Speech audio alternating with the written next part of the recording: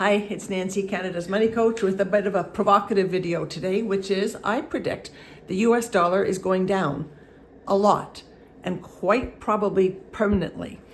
Work with me here. Ever wondered why the US dollar became the dominant world currency in the first place? Well, here's a pop quiz. 3 seconds to come up with your own answer. What in capitalism generally creates the price tag we put on any given thing, including currency? If you said supply and demand, you'd be quite right. Now, follow-up question. Why would there be a demand for the US dollar?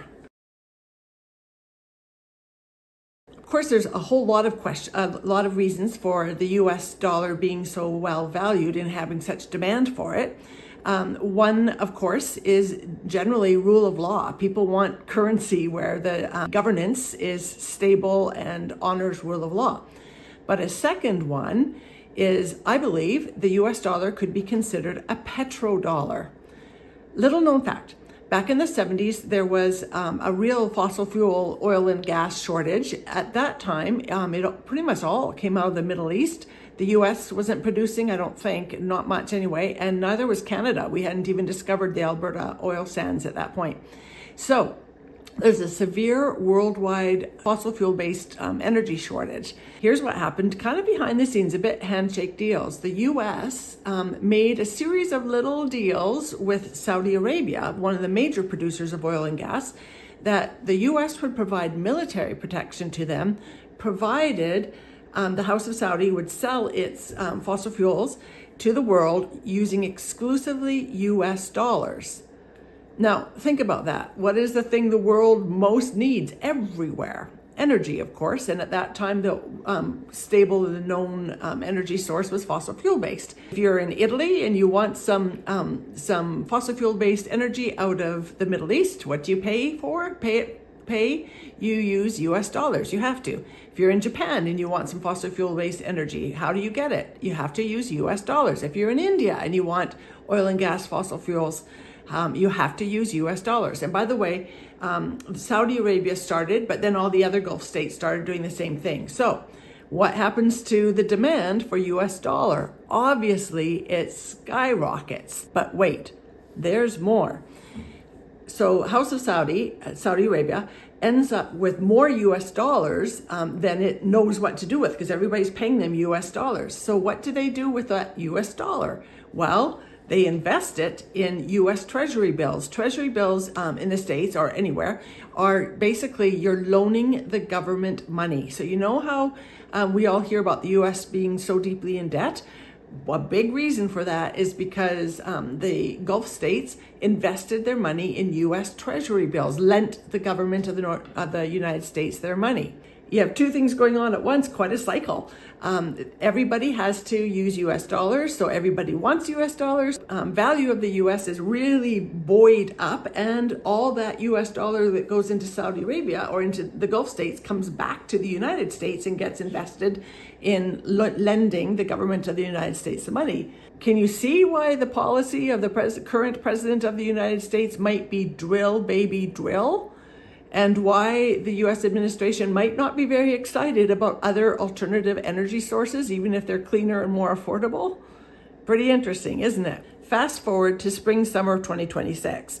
The US is deep in debt, like on the cliff of not being able to repay its loans level of deep in debt. And remember all those treasury bills? There are other factors going on, of course, but I predict that a major factor in why the US dollar is going to go down is because that little cycle is starting to crack because of the war in Iran. For example, do you remember that Iran allowed or tried to allow, I don't know if it succeeded, a tanker full of energy, fossil fuel energy, to go to China, and they accepted the Chinese dollar, which is not a dollar, it's yuan. And that is happening elsewhere as well. So little by little, these Gulf states, starting with Iran, are starting to pull away from the insistence on using the US dollar. So what will happen to how much demand there is for the US dollar? I predict the petrodollar days are coming to an end. Iran is being very strategic here because in their guerrilla warfare, in a sense, it's really economic warfare by crippling the oil fossil fuel energy system. They're also crippling the petrodollar system. What does that mean for you and me? Well, it means some pretty interesting things. At the basic level, it means that our dollar relative to the US dollar is probably going to start coming up. Yay, loony. And that means that our vacays to the States, I'm hoping for New York City, once the States become safer to travel to again, our dollars will go considerably further, our loonies will go considerably further in the United States and elsewhere. In addition, the Gulf states, with all that extra money they have, they're not so interested anymore in giving it to the United States and lending their money to the United States for reasons that should be apparent. So where are they putting it instead? They want to purchase infrastructure or invest in actual things. So for example, the UAE just signed off with Canada that they are investing $70 billion in Canadian infrastructure, energy related.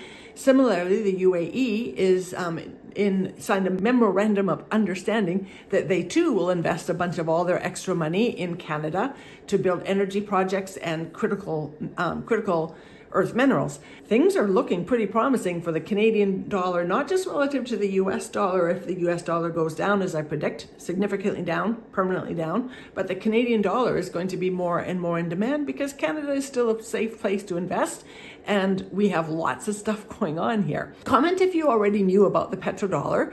Comment if you're excited, I am, about international money flowing into Canada for green energy and clean energy based solutions that help climate change and give the world the energy that it needs without being so freaking fossil fuel based all the time. Are you nervous though about all that foreign investment coming into Canada? Leave me your comments.